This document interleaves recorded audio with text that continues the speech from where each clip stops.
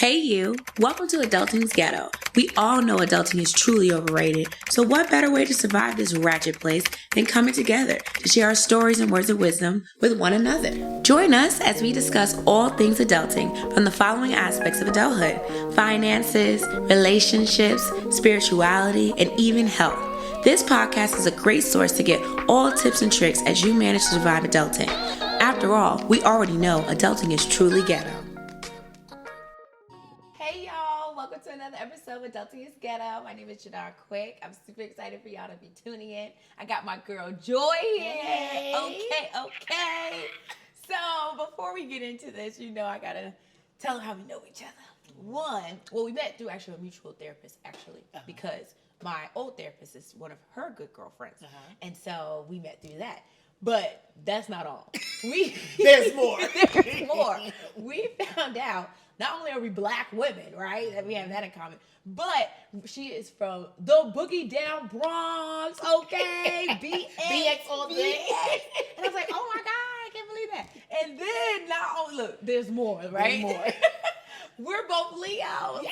Okay. Happy Leo season. You already know. So it's Leo season, and so you already know we're about to act a fool. But, that just comes with territory. So anyway, with that said, I'm going to let Joy introduce herself professionally. But yes, outside of that, she's just dope, clearly. Well, thank you. So are you. Thank you. So my name is Joy Britt. I'm a licensed clinical social worker. I am from the Bronx. I now live in Atlanta. I am the host of the Joy of Social Work podcast, which is on a little bit of a pause right now. But you had a tour, though. But I had a tour. Big bet. Yes, a 3-city tour in April. Yes. I am a consultant. I've been an educator. I've done a lot in the social work therapy field, and I'm so glad to be here. Yes, I'm excited too. Y'all, we're gonna have a great episode because we're talking about all things mental health. Yes. Obviously, like she said, she's licensed, so she's gonna be reading y'all to filth. No, I'm kidding. But hopefully, beloved. No, seriously. But hopefully, you guys can get some valuable information. I know I've already had some just knowing her, so this is gonna be great. Okay, so let's get into it. Okay. So how important is mental health, obviously? I mean, your mental health is super important. Just as much as your physical health is, your brain is the thing that, runs your body, I feel like. It keeps you going. If your mental health isn't together, I feel like all of the other things kind of start to fall apart. Because they all impact each other. If you physically aren't feeling well, then that interferes with your mood and your feelings and things like that. So taking care of your mental health is key. And we're getting better, I feel like. As a black community, I feel like we're getting better, but I still feel like there's still much more work that can be done. I agree. I think we are progressing, yes. Especially from years ago. When you think about therapy or hearing about therapists, that was like a hush-hush. Like, why would you say that? It's like it makes you crazy. Yeah. You're supposed to keep whatever's happening in your house in your house. And that is destroying us, as you can see. Right. So yeah. Okay, so the next question I have, which is follow-up to this, why do you think there's such a negative view on therapy for our community, or within our community? I mean, I think part of it is what we were saying is we're so taught to keep things a secret, keep things in the house. Someone on the outside is going to judge you. And prior to this space that we're in now, most of the people doing this work were white, older white women usually.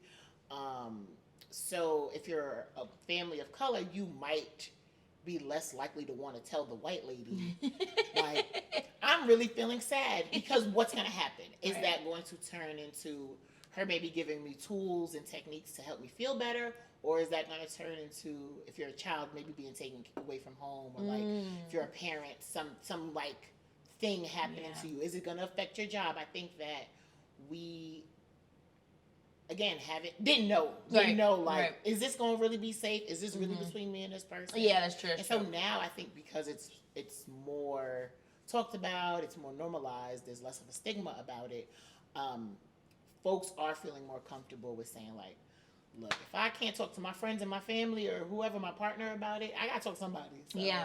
And I think that's healthy. Yeah. Because it gives you that unbiased opinion. Exactly. If the therapist is doing their job correctly.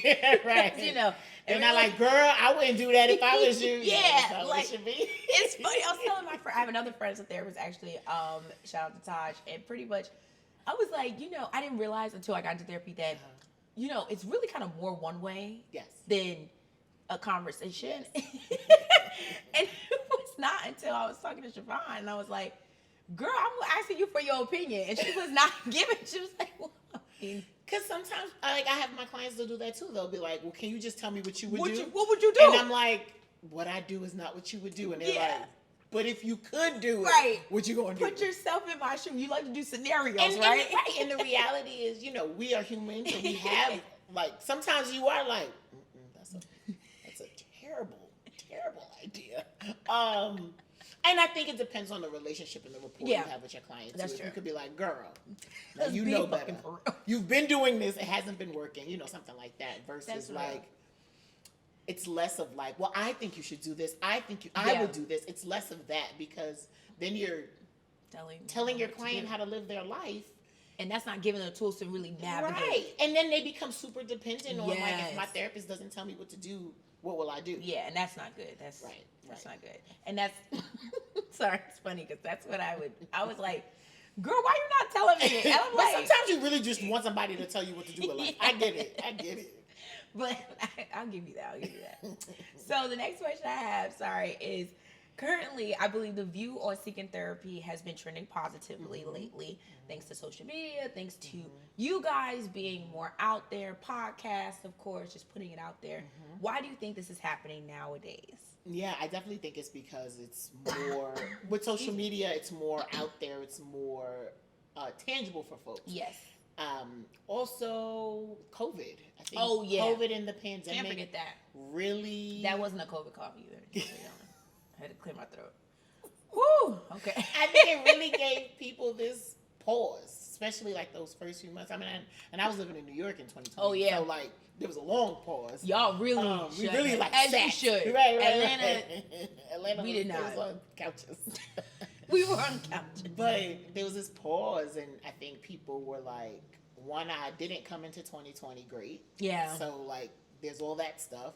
There's stuff that I'm thinking about from when I was a kid. There's stuff in my family and my relationships and work and all of this. All of these things started to come up for people, and I think it was like, what's the best thing to do? Again, like, if I can't talk to my family and my friends or my partner or whoever, who else is there? Yeah.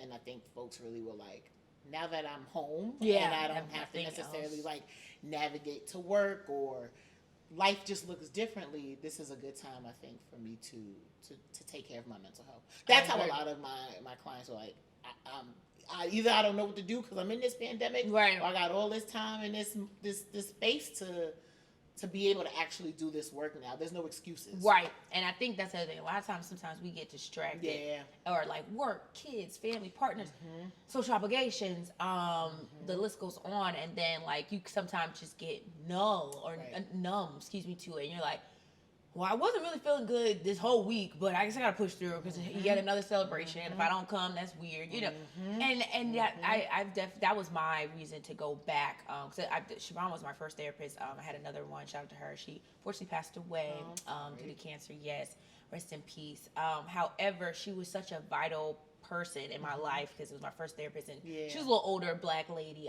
like auntie figure, if you will. And she really helped me navigate some really tough times, just getting into adulthood and dealing with so much stressors of microaggressions at work that I didn't realize were microaggressions. Now being a caretaker for my mom at such a young age, and so many things I didn't think would bring so much stress until I started speaking it out.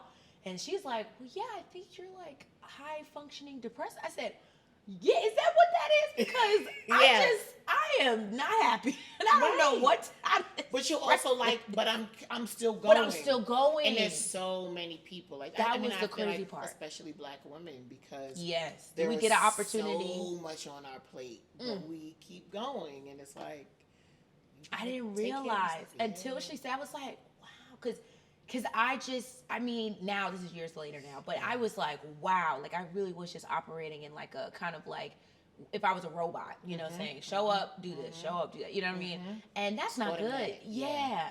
Because I wasn't really giving myself that space, to really feel the feelings, or if I was frustrated, I probably outlashing at people. So sorry, y'all, but with that said, it helped. Sorry. Years later.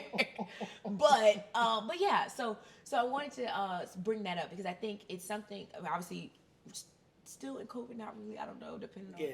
Well, now it's I heard it's an uptick. But you know what? At this point, I don't think we're ever going to get rid of this. It's going to be like the flu. Yeah, it's always going to exist. And then probably never will shut things down. No. Oh, my God, no. I wish they did, though, because I need a little reset again. If I had a second time to do this again, I would do it a little bit differently. I did well, but I would rest more probably, because I just, I went a little too hard. Yeah. I was like, oh, I'm going to be a full-time entrepreneur. What? Yeah. It's ambitious. Matt is so ambitious. Like, I got all this time. I wish I would have just been like, Yes, and I'm actually jealous of those people that was, like, not bums, because I called y'all bums, but, like, kind of, because I was like, damn, because I was like, no, we need to take the opportunity now. Like, you know those people. Well, if you didn't learn nothing during COVID, you was lazy. Yeah, they were smart. Bums. They rested. I'm like, damn, I'm pissed. But there's a balance. Yes. So, yeah, okay. But I think it's good that we have this opportunity because I think mental health is very important. We're going to get into more of it, of course, like as it relates to dating, all the other great stuff, and livelihood. Okay, so we always like to ask therapists themselves, but have you been to therapy yourself? I have. Okay, and how has that journey been for you? So therapy has been quite a journey. My very first therapist was in 2009 or 10. Okay. My dad had just passed away, and I was like, I need to go to therapy because my mom had a chronic illness since I was a teenager, and I was like, oh, well, I probably should like process some of these feelings because, like you said, a lot. It's a lot. I was a caregiver since I was like 15, so that's a very young age. It's just part of your everyday, and it was like my dad dying was like, whoa. Right. Now what? Like, this is about to look really different. Right. What are you going to do? And I don't know if it was more like because it was a white woman and I couldn't relate or connect. Well, I'll being honest. I was in grad school at the time, and I was nervous, kind of talking about that stigma thing. Like, is she going to call my school and say I shouldn't be a social worker because I'm in therapy? So, like, I was very cautious of what I was saying. I thought about a lot of it. Like, if I was ever really having a bad day or a week, I wouldn't be like, oh, yeah, I cried every day. Because I'm like, she's not going to report me to the people. Sorry, it's not funny. But it's real. I mean, my clients will tell me now, I'm not going to be that honest because you're not about to send me to the hospital. Right, a mental institution. I'm not. But, like, you can't not say anything. No, true. It's a balance. Yeah. But, yeah, it's a balance. So, I think at some point, instead of processing my dad's passing and my mom's soon passing, I spent a lot of time talking about other relationships, which could have been helpful, but I also don't know, again, was it the right fit? Was I just really not ready for therapy at that time? Then my next therapist, she and I did not like each other, so that was a waste of time. Yikes. Like, it was bad. Like, damn. You could tell we just did not vibe and connect. Oh my God. And okay. I didn't know at the time, and this is something that people should know, is like you can advocate. If you're working with like an agency and they assign you someone, you can say this person isn't a good fit for me, and you can switch. I didn't know that. Yeah. Or maybe if I did know it, I didn't feel like empowered enough to say something. Right. So I worked with this woman, and it was just bad. Like, for how long? It wasn't very long. It was a few months. Okay. But it was like just bad. Damn. I'm sorry. It was bad. So then my next therapist was an older black woman, and I think that's what I needed at that time. It was right after my partner passed away, and I feel like I needed a mom. Yeah. And so she wasn't my mom, but she was an older woman who wasn't related to me or one of my friends' She still moms. Got that feeling. She like felt like a hug every time I went, even though we didn't have physical contact, but it just like felt like, okay, like, oh, thank you so much. Yeah, I feel that. But the therapist that I had the longest, who I would say has made the biggest impact, was my last therapist when I was in New York, and we worked together for like 3 years. Oh wow! And we only stopped working together because I moved to Georgia. And she's like, "I'm not licensed in Georgia," and I'm like, "Get licensed." I'm screaming. And she's like, "I'm thinking about it, but I'm in school," and I'm like, "Is that more important than me?" Right. Are you saying you don't care? Like, you don't want to see me like get to the other side of this? Right. So, she's such a Leo. That's such a Leo response. Your PhD is more important right. than my mental health? The hell? Like, rude. Okay. If you don't like me, just say that. And we really think that. And then we be like... But that's been part of my therapeutic journey. Right. Is because I am a Leo. And right. An only child in some ways. Like I have an older Oh my sister. God, yes, say. I think we talked about this. Yeah. That's another commonality. Okay. I have an older sister from my dad, but we're 19 years apart, so we grew up as only children. Yeah. So there are times that I do think the world does revolve around. And let's just take a nice little Paul commercial break. It does. It does. So go back. Yes, thank you. But part of my work has been no one has to do anything for you. Yeah. People showing up for you is kind. Yeah. And when I shouldn't say should. You appreciate people who do show up for you, but no one has to. And it doesn't always, it's not always, and most of the time it's not at all a personal attack. It's nothing against you. People have their own things going on in their own lives. And I also think COVID kind of like brought that out as like, oh, such and such is not reaching out. Such and such is struggling too. Yeah. And like silently probably. Right. Yeah. And so there's this balance of like, now if people are just not showing up and not in your life and you're disappointed all the time, that's a different conversation. But if you're like, well, you didn't call me, so I'm mad at you. Right. And like, did you even check in to see what that person had? Yeah, like if I had just lost their job. Right. You know, or something. Yeah. So that's so real. That reminds me of that book, Miguel. Said Michael. Did not make it black. That's Hispanic. Miguel Ruiz, The Four Agreements. Mm-hmm. One of them was, if you haven't read it, it's such a good book, and it's like a handheld book. It's really easy to read. I actually encourage everyone to read it.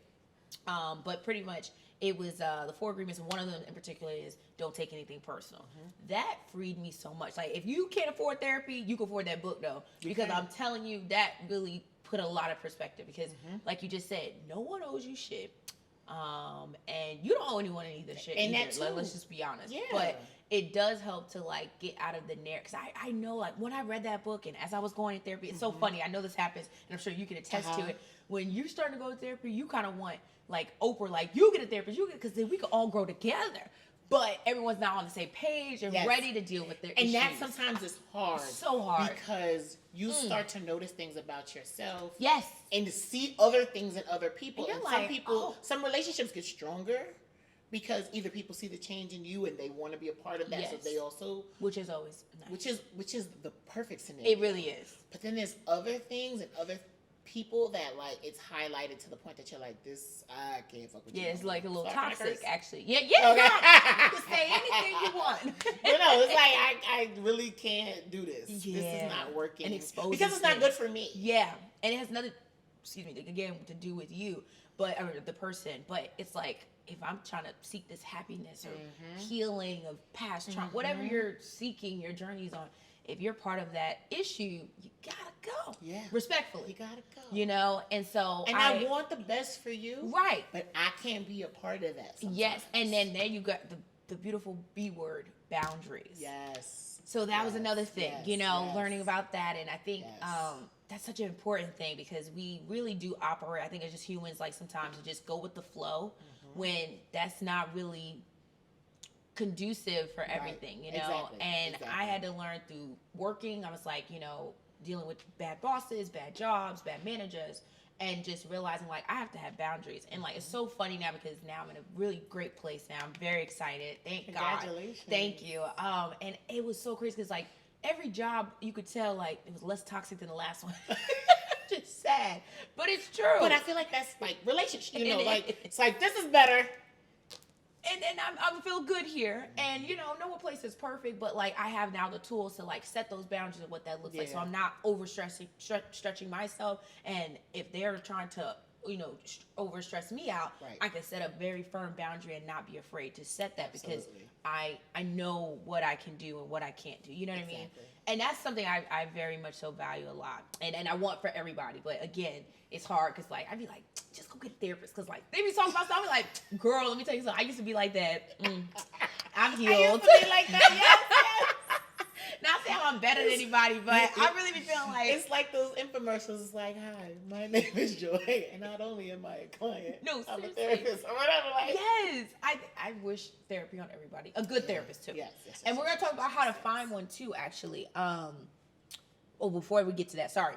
We can talk about it now. Actually, how no, actually, we're gonna talk about it this way. Sorry. Like real life thought process in my head. Okay, what are signs, if you could give some, that may help folks recognize they may need therapy? Because before I say y'all need therapists, let's have Joy tell you gonna need therapy. Okay, just kidding. But I honestly firmly believe every Black person needs a therapist. I mean, we've all experienced trauma. Yes. And some of the trauma isn't even our own because we are Black right. people. And whether slavery, civil rights, Montgomery Brawl. Right. All of the police killings, yes, even though those things didn't happen to you directly, maybe, and it might have. Yeah. There's still vicarious trauma. We still feel that stuff secondhand, and it's just like, because I'm sure when these things happen, a lot of us are like, that could be me. Yeah. That could be my brother. That could be my sister. That could be my friend.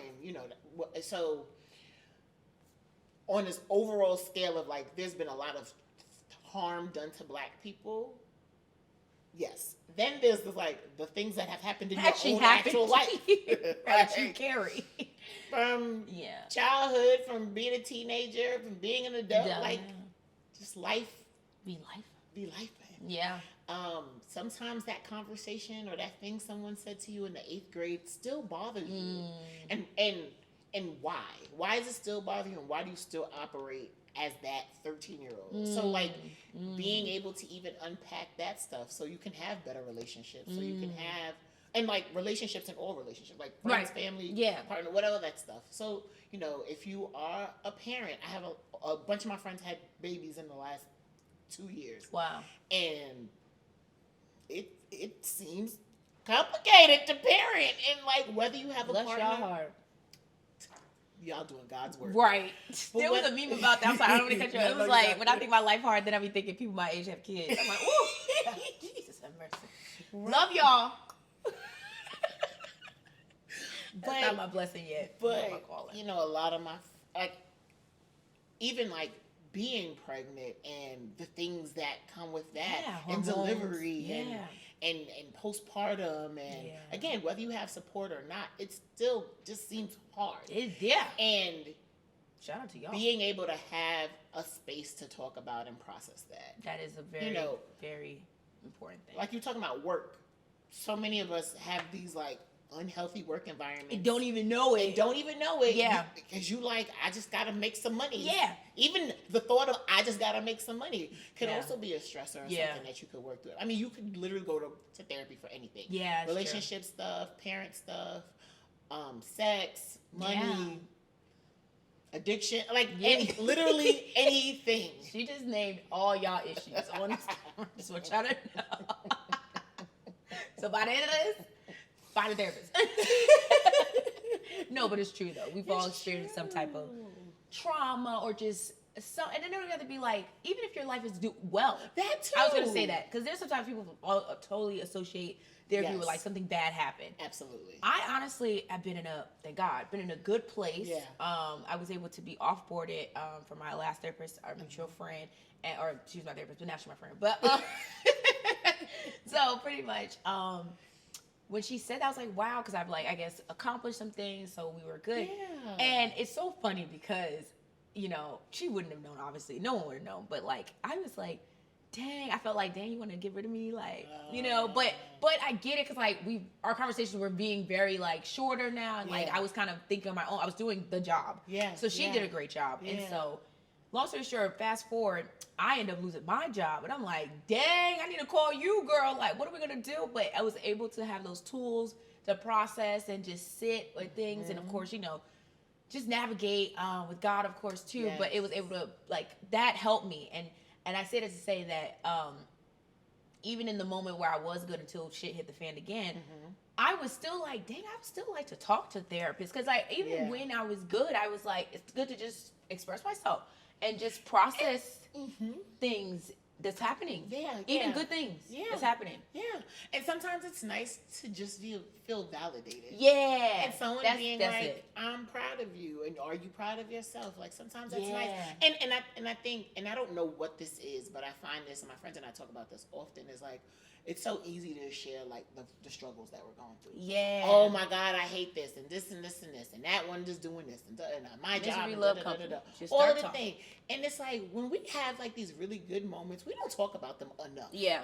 And so, not us Leos though. We gonna make sure you know. Okay. I will be. I'll tell you all the things. Okay. That's Did what you know I what I did today?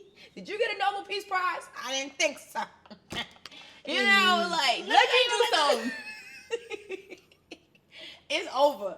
Who's child? But other people don't. No. They better love you. But people don't. And so even like having a therapist to just like have those highlights. And also creates a space. I don't have to shout out the therapist, but it creates a space too where you don't have to worry about it's like a friend receiving it well. You know what I'm saying? There's some people I know like they're very big on body language. So they're like, well, I was telling so this and they did like they folded their arms when we were talking or something. And it was like, okay, like they just folded their arms.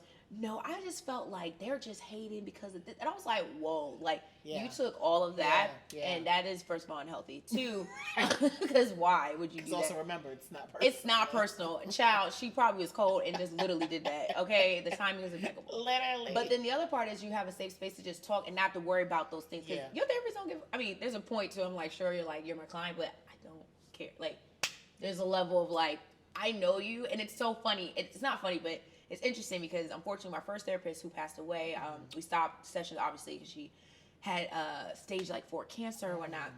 And when she told me, because she was like, we had to stop or whatever because of that, and like it was like via like email, very proper. Okay. And I was like, oh my God, I felt like, why wouldn't you tell me? It's like this whole time we've been getting to know each other. I'm telling you all my shit. I'm complaining you have cancer.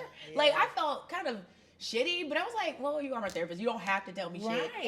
And this is a one-sided. And you're not supposed to, right. It's not your job to ask. And I think that happens. Right. So you care about your therapist too. Like yes, I was like, girl. And I was like, I remember I started sending her playlists about worship songs. I was praying for, I was like, I didn't know how to approach it because she's still kind of like a stranger to me because I don't know obviously what's going on in her life. And that was the weirdest thing. And I had a fear, I remember texting, and I was like, one day she's going to not text back. Because one day it's, you know, and I was like, so I had to take some time. And it was months later, yes, that my friend helped me, like, finally look up to see if she had the obituary, and she did pass. And I was like, okay. But I was able to, like, I was able to process that. But that was a different thing. It took me a while to get another therapist. Because I was like, well, I don't want to open myself up again to someone. And people feel like that too. Pass away, which or had nothing to do with me. But like you leave, and I'm like, girl, we were in it to win. Like you helped me through some shit. And I thank you. So I always say I like to honor her, of course, and anyone that helps me do my shit, friends or not. So okay, sorry, we kind of went a little sidetracked, but that was. I need to say that. Yes. Okay. Oh wait, that was the other thing. So she kind of just said all the signs that you need therapy, and I'm gonna be honest. I'm just end this on this note. James Baldwin said, to be black in America, be woke in black in America is to be in a constant rage. Okay. So have y'all sometimes not woke, but you are black, and when you do realize how oppressed we are, you need to get some help. Okay, and that's what I'm just saying. Okay, so like find a therapist, which leads us to our next question or topic. How does one find a good therapist? Right. Okay. Any tips on first timers seeking it? 'Cause I'm sure some people have thought about it. Maybe they just didn't do it because they didn't know. But what should they look out for or ask? Or Finding a therapist can be a very exhausting experience. Yes. Some people find a therapist on the first few tries, and some people it's not that easy. If you have insurance and would like to have your insurance pay for it, I always suggest looking there first, going through your portal and seeing, like, find a provider or whatever it says. And different sites have different filters that you can narrow it down to. But try to think of all of the filters that you want to narrow it down to and then move forward that way. So if you're like, I really want to work with a black woman, and you are able to search by gender and race, yeah. do that. If you're not, this might not be the best thing, but like Google people. Yeah. If you're like, this name sounds like somebody I want to work with, they have they specialize. They have the credentials that they specialize in the thing that I'm seeking therapy for. Let me look them up and then see if they have availability and reach out. But you have to know yourself. It's a very individual experience. Sometimes I'm like, when people ask for referrals, I'm like, but is this person gonna be a fit for this person? Because again, it's very individualized. So think of the things you need. What makes you feel comfortable? What does the person you're talking to need to look and sound and be like for you to feel like I'm going to be able to open up to them? Because if somebody is dry and they're like, This wouldn't work. That wouldn't work for me. Yeah. But for somebody that needs somebody to be more like stoic, right. that might be a good fit for them. I'm going to think you're uninterested. Yeah, and I'm going to stop talking. And I'm going to shut down. I'll be like, okay. Yeah. Like, stop, never mind. Abort mission. But I think you have to really know yourself. Yeah. And part of being in therapy is getting to know more about yourself. Right.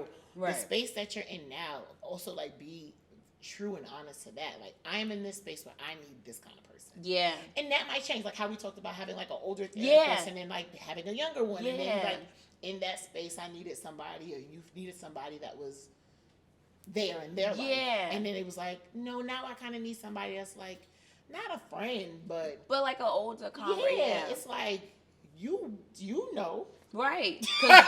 Cause you in it too. Right. So like say like talking to the older woman, talking about dating. It did not come up. It didn't. I mean, it came up, but not to the extent because she wasn't. I don't even know if she was mad. I don't know anything about that part of her life. Actually, if I think about it, right? But like her experience with dating wouldn't have been mine. No, yeah. And even if she was dating in that time that we were working together, she would have been dating as an older woman. Yeah, very different. Which again would have looked different than me very in the space different. that I was in versus the therapist that I had the longer relationship with. She was married, but she's like, I met my husband on a dating app. So we were able to talk about like those kinds of things, and she was able to understand that part of where I was at the time. Right. So your insurance.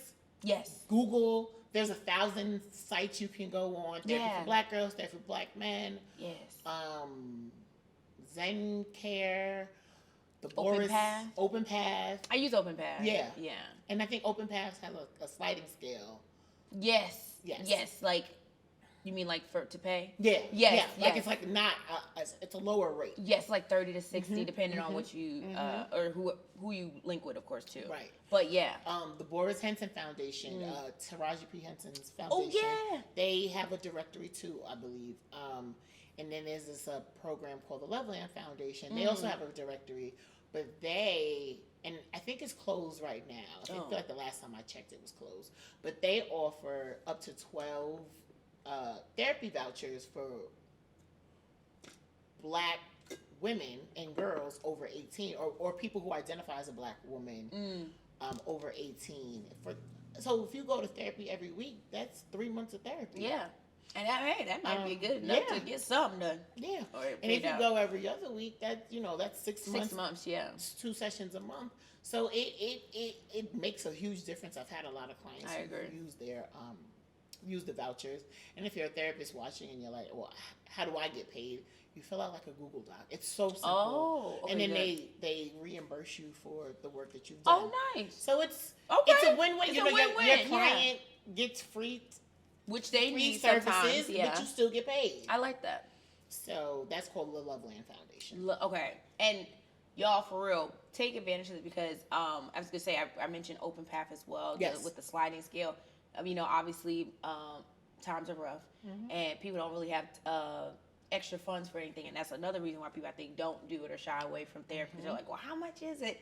But you can really get a good therapist for an affordable price as well. Like like I said, I met our mutual friend on Open Path, and I paid $60 per session. So I was able to go way more than with the older lady because I went through my insurance, and that was more expensive, of course. Right. And it is what it is, right? So I say, find out what works with you. BetterHelp is another one. Just go through them, and like you said, I almost say it's like dating.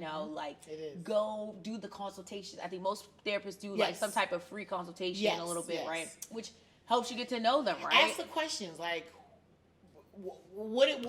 Ask questions like about them. Ask like if you say something very specific to the reason you're seeking therapy. Yeah, like people will say like, "Well, have you ever worked with LGBTQ people?" Yes. Yeah, because that might be something like if I am not, or if that's not something I'm experienced in, am I gonna come with like a prejudice to them? So I think think of why you want to be there, what you want to get out of it, and ask those questions. See what they say. I like to talk to people on the phone because on both sides of it, because your tone, like and again, if you are going to be dry,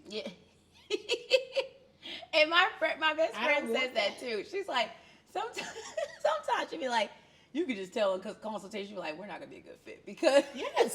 Like I gotta pull stuff out as a therapist. She's saying. And I was like, really? She's like, yeah, because everyone's different. And of course, you got to get through, like, the nerves of people. Maybe first-time therapy, so you got to get that. But, like, sometimes you just know, like, I don't know if I'm going to be the best asset to you because you're an older white man, and I'm a younger black girl. And not to say it's not possible, but, like, just from the conversation, it's just like, will you really even listen to what I'm saying? Right. Will you have an issue with if I say, like, hey, I think you're wrong? You're like, what do you know? I'm sorry, I'm a professional. That's real. That's real. I feel that, and that's why I said the dating is very important. I mean, it's like dating. So try it for you, because I think some people get discouraged the first time around. They're like, I'm never doing this again. Especially my black male friends. I know them. Like, I went to see the lady, and I'm like, first of all, the lady. I hate y'all when y'all say this, okay? But I'm like, okay, well, how was it? Man, she had me talk about my feelings. And really what happened was you end up crying and you felt upset and it was, vulnerable. But that happens. People open up and they've never talked about some of these things before. And now you feel uncomfortable. And now you're uncomfortable and you're like, I don't want to do that again. Exactly. And it's like, well, I think this means you had a breakthrough. This is good. That's good. Keep going. Yeah, you got to keep going. And it's hard because, like, obviously sometimes it is hard to talk about things that you probably buried for years and don't even realize, like, wow, that really did affect me. And you got to take those moments with it. But I think it is very important for your well-being, but also who you involve your life with, which leads us to our next question. Okay. How has mental health affected dating and relationships? Right. How has it not? Oh, how has it not? Right. That really should be the question.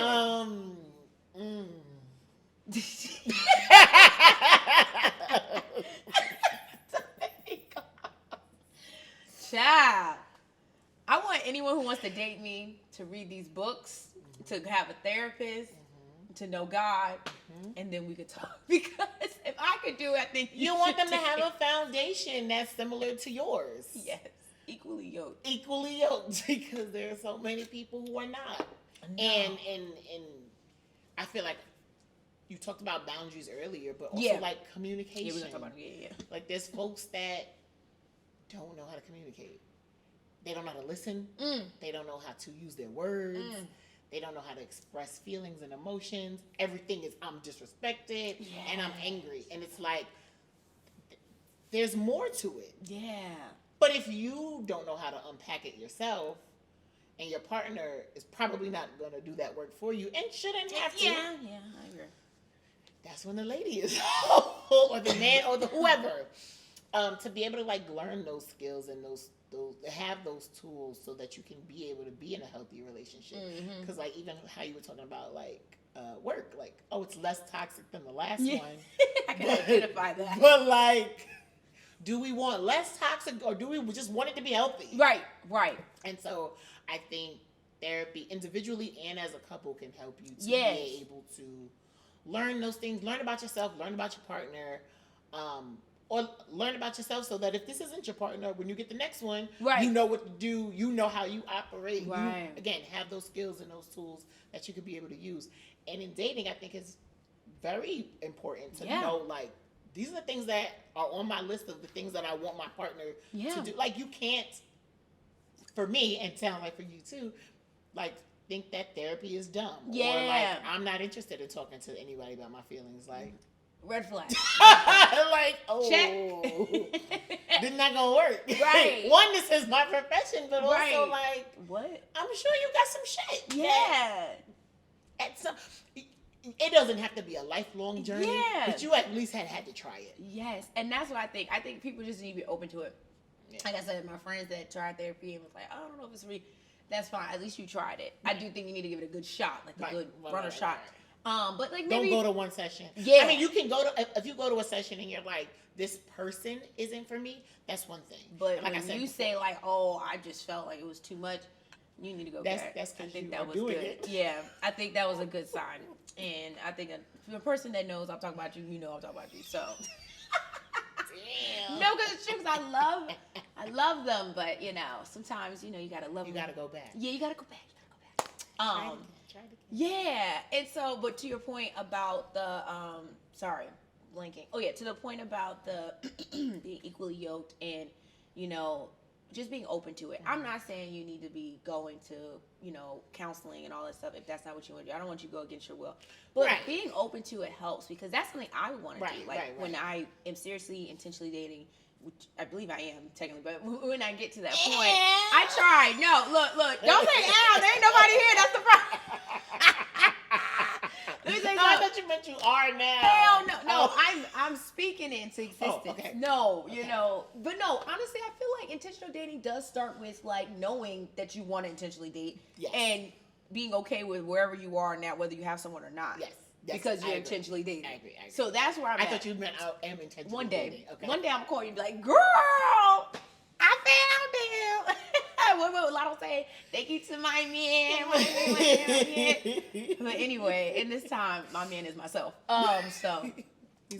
Yes. He in therapy. He in therapy. I hope. And I hope he's seeking God too, because we need both. Yes, But to that point, I'm saying like I would love to. I think the value of consulting, value of talking to people, talking to a professional about certain things. I would love to do premarital counseling, stuff like that. I had a good girlfriend of mine who actually just recently got married, and actually another girlfriend too. Dang, both of them, y'all great couples. Shout out to y'all. But pretty much, they actually was explaining their story, and they started dating, of course, during COVID, all this stuff, and they were just so intentional from like day 5, and it really makes a difference. And you could just see the peace they have. Like, I mean, it was like, wow, you found your soulmate. Yeah. Like, not like just someone to talk to, someone you like, and this is a seasonal thing. No, you found your partner. And it was because it was intentional conversations and whatever that is. And one thing they said, and that's why I want to bring this up, is that they both were honest with themselves. They both came from single parent households, I believe. And they were like, we want to be married. We want to have kids one day.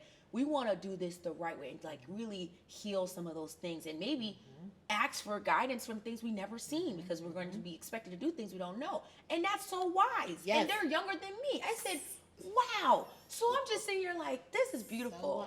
So, So that's why they actually did premarital when he finally asked to be his girlfriend. Few months in, they were like, I guess they realized they really wanted to do this. They were like, let's do premarital counseling. And I was like, and they didn't get married till like years later, but still. That. Yeah. And I just thought that was so beautiful. Yeah. Because like you said, relationships are people, let's say 2 or more. I don't know how y'all do that. I think y'all need to go to therapy for that too. I ain't gonna hold y'all. I'm sorry. This is my podcast, so I'm gonna say my opinions. Right. I don't believe in that polyamorous trap. I think you either selfish, don't know how to settle down, and immature. I'm sorry. Argue with your mama, not me. Because ain't no fucking way. Oh, I just have to have to. No, you don't have to have shit. Sit down. Be content with what the hell going on. You know what I'm saying? Like, work on you, because clearly there's something with you. I think, unless you're a Mormon, which is like more religious, and you will, most times are not, because most black people like, oh yeah, I got 2 stories. You just can't commit. I'm sorry. Sometimes when people explain it as like, it's more people to take care of bills and children, I'm like, okay. In the Mormon sense, but none of y'all are Mormons. Y'all don't live in Utah and have the setup. They live in Atlanta and New York. Thank you. You live in Atlanta, New York, and you have a shorty here, there. That's not the same. Y'all are not doing it. Do you pay for their bills? That's the other thing I be saying. I'm like, okay, you realize though, you can't even afford one. And here you are. And you shouldn't be doing trying to be a hoe. That's basically what you're trying to do. Have your cake and eat it too. I'm sorry. That's my opinion. But go ahead. So two people I just from don't get it. different backgrounds, whether it's like a single parent home, a two family home.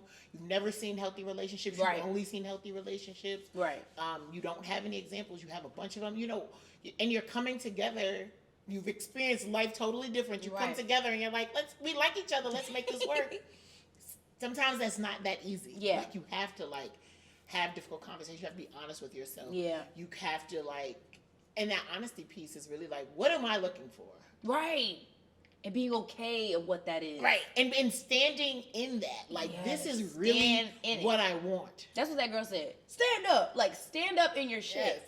Yes. This is really what I want. And sometimes it's this person is not that. And it's okay. That's the key. But I think sometimes, baby, I'm going to talk to the girls. Sometimes the girls, they're they have this timeline. And if it don't happen by 25 or 28. Which is so young if you think about it. It's so young. They're my life is over. And what? Now I just got to stay with this one. Yeah, no. Who's not the one? Who's not the one? And baby, he's going to keep showing you. He has been showing you. Okay. Walk away fast. Red flag.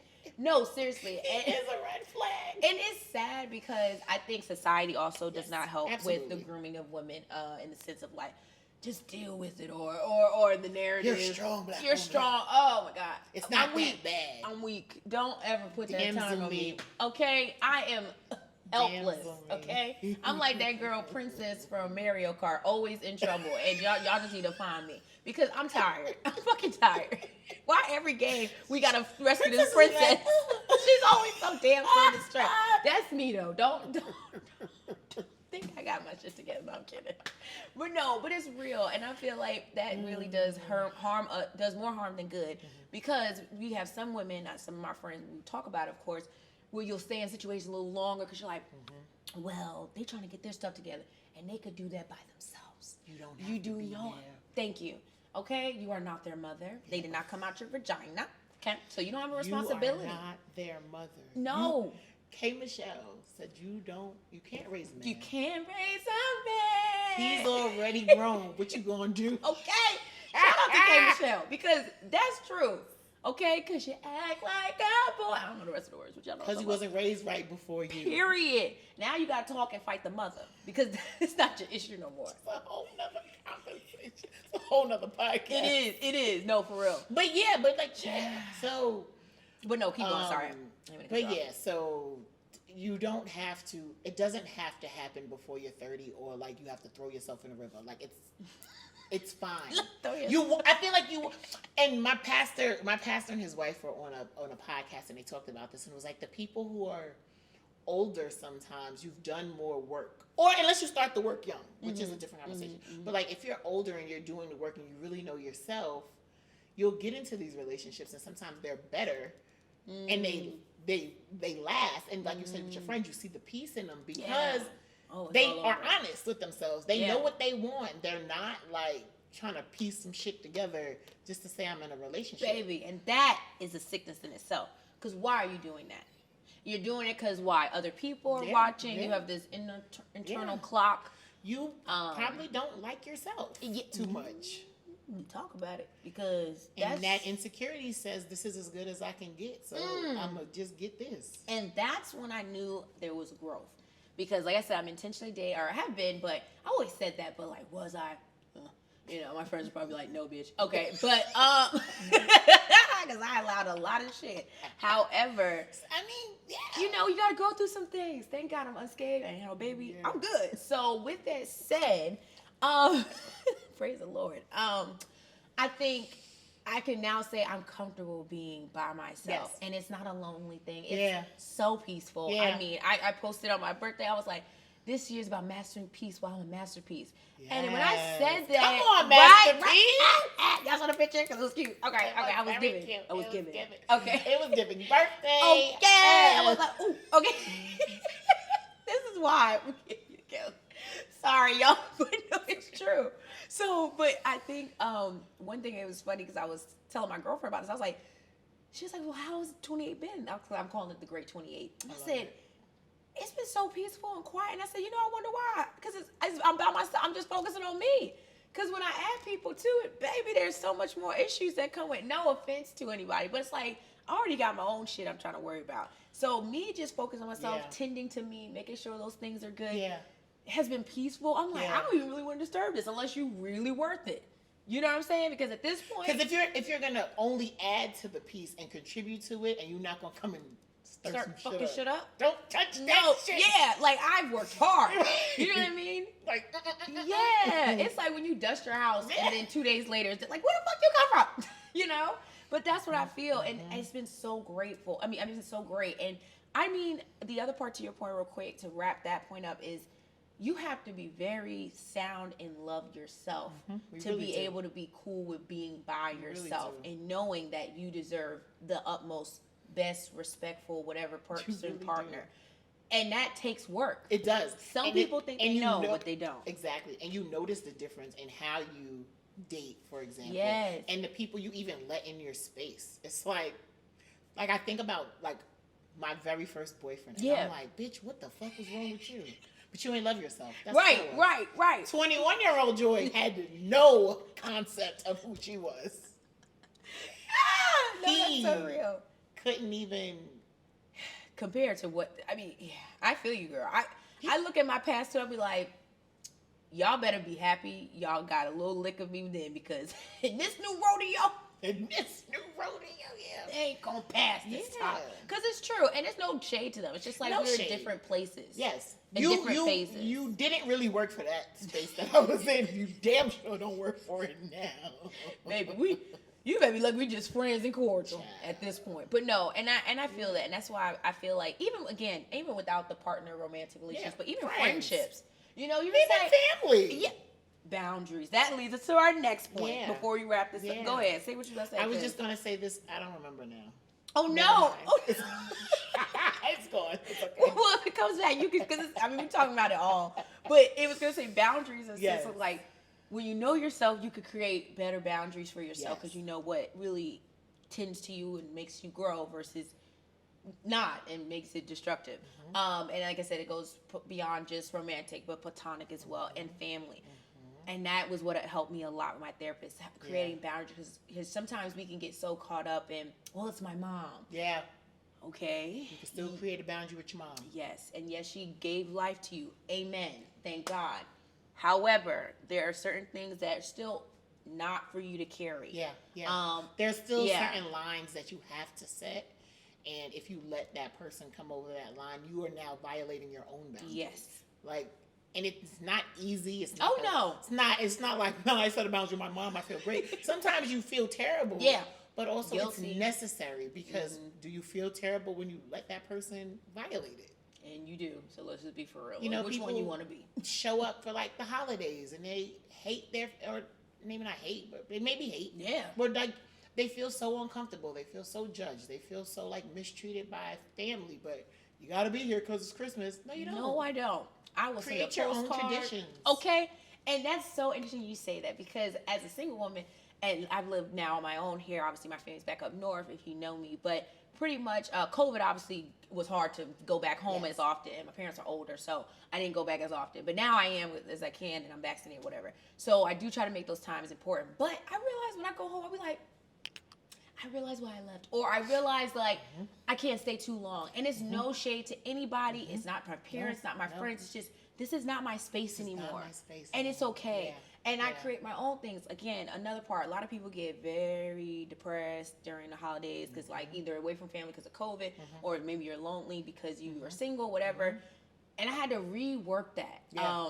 I do my own tradition. Your mindset. Yes, I cook and do a nice big meal now for myself, and of course feed my friends because my friends be like, "You cooking again?" You know. So I'm like, yes, but and I do my own tradition where I watch Black Cinderella, Oh, on my holiday break, and I get so giddy, and that's really for my inner child, because I'm just like, one day I'm gonna have a love like this, and that really just sets the tone. And I drink my wine, be real hard, I'll be amazed, okay? And that's my new tradition. I love that. And like, where God Sister came down this past year, I put up my tree. That's a whole thing. I do a whole little thing where in my pajamas, drink Christmas holiday things, have a Black holiday playlist. Love it's that. a whole tradition, and she was able that. to join me. Aww. And she was like, "This is so cute. I want to do this when I get." I was like, "Yeah, like celebrate yourself and where you are, because one day I will have a partner, and maybe it might be a little different now because he may not want to wear pink fuzzy pajamas like me, but that's okay. Whatever color he That's wants. what I said. And I was like, you can do what I say, but I'm kidding. But we can still do stuff and make our own tradition. And then one day you have kids, and then now that's all out the window because kids gonna be annoying you, and you can't even watch a movie in a piece. So yeah. You put them to bed and then y'all watch the movie. That's what I'll say. Put that melatonin gummy. It's time to go to bed. No. Oh my God, I can't wait till I'm a mom. I'm gonna have to go to therapy though before that, because I just feel like as the only child, that's gonna be a lot. I'd be like, ew, I gotta take care of this. I know. Yeah. I'm nervous. Yeah. But at least I'm aware now to tell them, because I don't want my child going to therapy for me later on. I say that too. Yeah. I used to be like, I want a Leo baby. First of all, I don't want kids at this point, because I just can't imagine having an 8-year-old and having to do math, and I struggle sometimes figuring out what I'm gonna eat, and I gotta work for somebody else. It feels like a lot of pressure. It is a lot of pressure. Shout out to everyone doing it. Right. But I think that's also part of being honest. It's like, this probably is not gonna be the best for me, because I'm gonna be like, who's taking care of you today? And can they take care of me too? Y'all, I'm telling you, these are thoughts I have, and people think I'm crazy, but I really feel like I would leave my child by accident and be like, oh my God, I forgot I gotta pick him up. Well, guess I'm leaving brunch early, like. And I just don't want people to think I'm a terrible mom, because I'm not. I really would be. I'm a great auntie, first of all. Yes. Okay, for those who know. It's just, I really be like, wow, you're really a human being and you need me. It's a lot. That's a lot. Not for everybody. And that's another thing. Not for everybody, but also too, that goes with also when you're dating. Yeah. It's okay, just like you just said, like it's okay to know, do I want kids or not? So sorry. Y'all, it's not cool, I swear to God. Okay, anyway. Pretty much, one of my girlfriends told us that she doesn't want to have kids, and we were like so devastated. We're like, what? Our kids supposed to grow up together? And then friends did the same thing. Yeah, and I was like, what the fuck? And then I realized, like, you know what? I would rather you make the right decision for yourself and not create a toxic environment for your child, or have resentment, or these big, deep feelings that will happen just because for our happiness of just having our kids being friends. You'll be a great auntie, and then when she explained herself why, I was like, oh yeah, that makes sense. So, actually you probably, maybe you should have kids. Not in a bad way, but like, it's real. your lifestyle that you want really doesn't call for it. Yeah, my friends were like, why? What about if you did this? And I'm like, my support system looks different than yours. You guys are my support system. I don't have my parents or grandparents. My family doesn't live here. That's real. And even my family that exist. My family that I'm cool with, that I would be like, my kid can come stay with you. They have 1,000 million other responsibilities. Yeah. Like, that's real. It could very well potentially be me and my kid. Yeah. A lot of the time. Yeah. And that could be cool, but it might not be. And because you know yourself. Because I know myself. I'm not going to be happy with that. I agree. Because I'm going to be honest with y'all, I got to be married. I got to have my partner. And pray to God they live through to see it through, because I don't really know if I could do the single parent. I shout out to y'all, because whew. And then also the people that already know the baby dad or baby mom ain't shit and you still had a kid, shout out to y'all for real. Because I wouldn't have been a poor mission. I said, oh, hell no. Babies do not make things better. No, okay? Whoever told you that lie is a lie, Because they really do test it, if anything more. Yeah. So, okay. So, yeah, that was great, right? Go into segments. Get to know so much about me, I guess, on these episodes. Oh my God. Okay.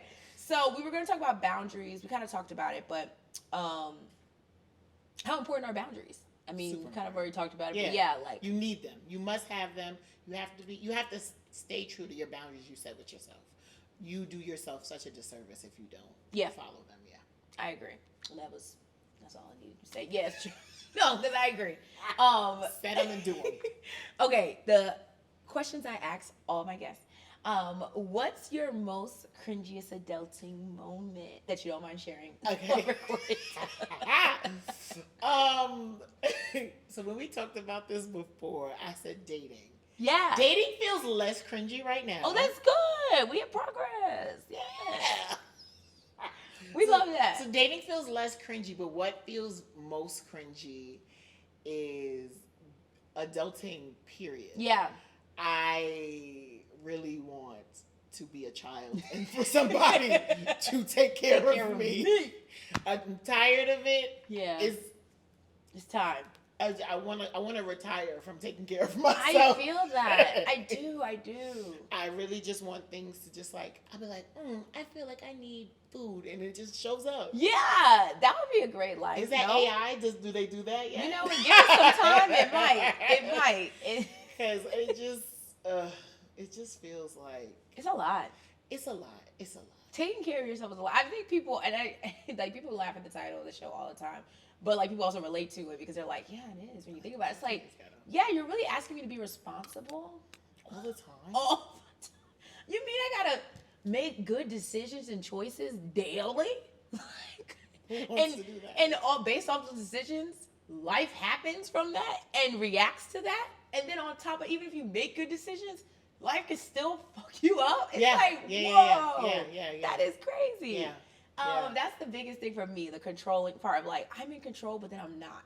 Literally. Because it's like, if it was my world, it would be like Barbie. You know what I mean? Like, that's maybe what I want. You know what I mean? I think I want every day to feel like I'm on an all-inclusive resort. Yes. And I'm just like, which restaurant am I going to? This one. Which pool am I going to swim in today? Yes. Which ocean am I going to, like that. Which drink am I going to drink? That, okay. That's which beautiful. Bathing suit, like. Yeah. What are we giving today? I don't really have real clothes, Yeah. The bills is due today. No. I feel you. The cringiest moment of adulting is the first of the month. Yes. Because if you don't pay that, you will be out. And that's embarrassing. So many ways. I feel you, girl. Honestly, yeah, that's really cringy. Yeah, I agree with that. Okay, last question to wrap this up. What's the best adulting advice you've ever received that you would not mind sharing with the audience? Okay, the best adulting advice is that I'm not for everyone and everyone is not for me. Ooh, say that again. I'm not for everyone and everyone's not for me. I don't have to try to impress the world and put on this Joy's Amazing campaign. If you get it, you get it. You don't, that's cool. And you know you're going to get it because look, if you don't, something wrong with you. Like, you might not. It's okay. And that I don't have to try to fit into everybody else's box because that's impossible. So impossible. If I'm good and I'm showing up as my most authentic self, then that's what's important to me. That is so good. You could tell she's a therapist. That was so well put and just like wise. You know what I mean? It's like you accept me or not, but I'm gonna be who I am. It's and like I love that. That's like a commercial. You know what I'm saying? Sign up today. No, but literally back to back. No, seriously, because I feel that. Like, and you said it so simply, but that's so profound. Because it's a hard thing to learn who you are, enjoy who you are, love who you are, fall in love with that, and then show up as it, and then be okay when things don't fit it. That's the hard part. That's when you get tested. That's when you get tested, Yeah, because it's like, you'll be like, ooh, like, I remember with Siobhan, we were working out our non-negotiables, my non-negotiables, not hers. My non-negotiables with dating. And when I finally, like, because, you can say it in your head, but when you write it down, it's a little different. Then she was like, I remember I was like, this is so hard. I mean, this one hard. The hardest part is actually executing the consequences that happen when someone crosses those boundaries or those non-negotiables aren't met. And that's either cutting them off or whatever your consequences are. And I was like, dang, this is real hard because it's like, now I gotta really do it. You made me do this. And she was like, yeah.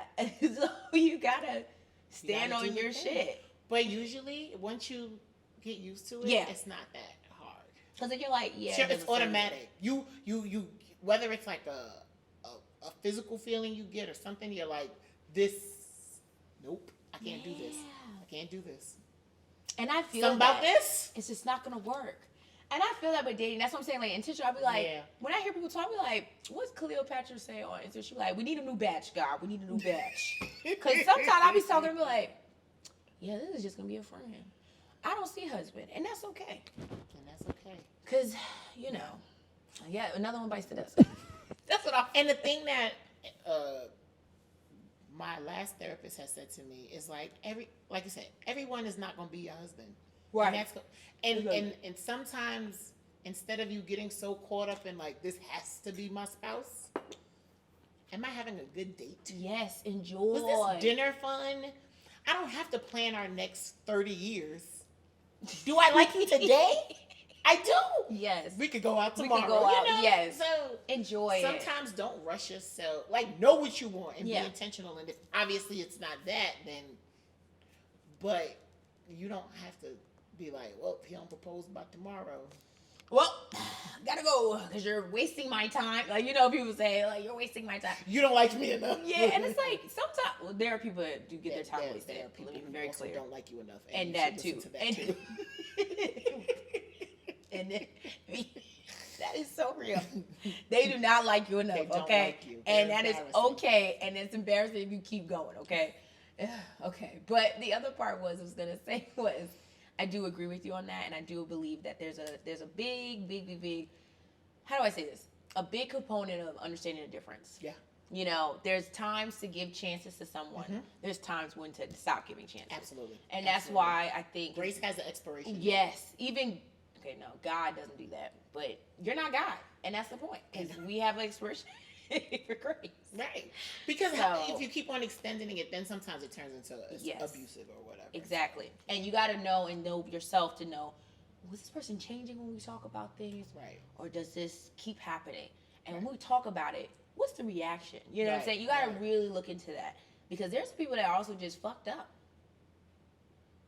And you met the right one, because I will tell you about yourself in a second and send you on your way. Okay? And that's on period. Okay?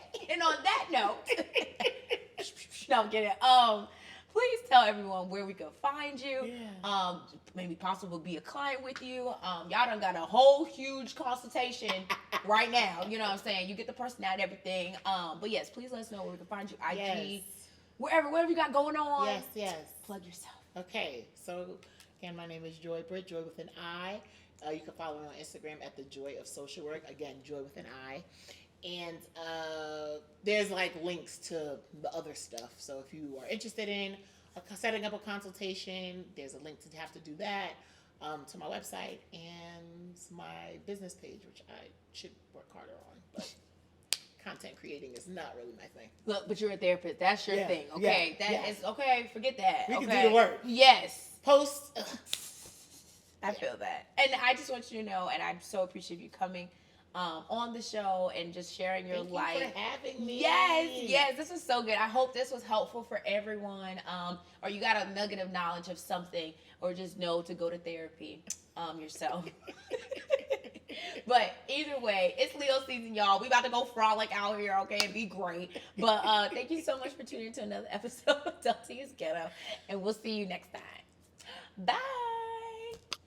Hey you, welcome to Adulting is Ghetto. We all know adulting is truly overrated, so what better way to survive this ratchet place than coming together to share our stories and words of wisdom with one another. Join us as we discuss all things adulting from the following aspects of adulthood: finances, relationships, spirituality, and even health. This podcast is a great source to get all tips and tricks as you manage to survive adulting.